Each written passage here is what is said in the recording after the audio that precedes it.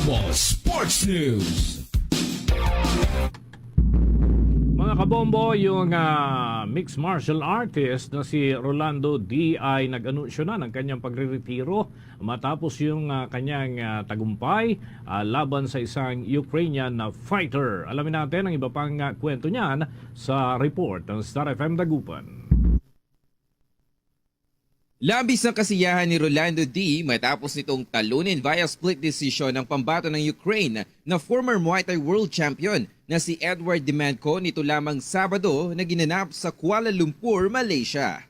Sa naging panayam ng Star FM Dagupan kay D, ibinahagi nito ang kanyang preparasyon at ang kanyang paggabay sa 5 Filipino fighter sa nasabing laban.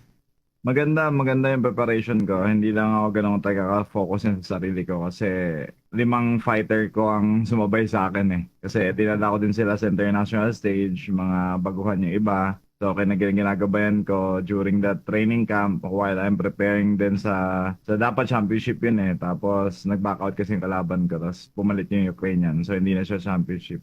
Samantala, matapos ang kanyang laban kontra sa pambato ng Ukraine, inanunsyo na nito ang kanyang pagre-retiro pagdating sa larangan ng MMA at magfo-focus muna ito sa larangan ng bare knuckle boxing at sa kanyang pamilya. Si D ay top 3 sa buong mundo pagdating sa larangan ng bare knuckle boxing.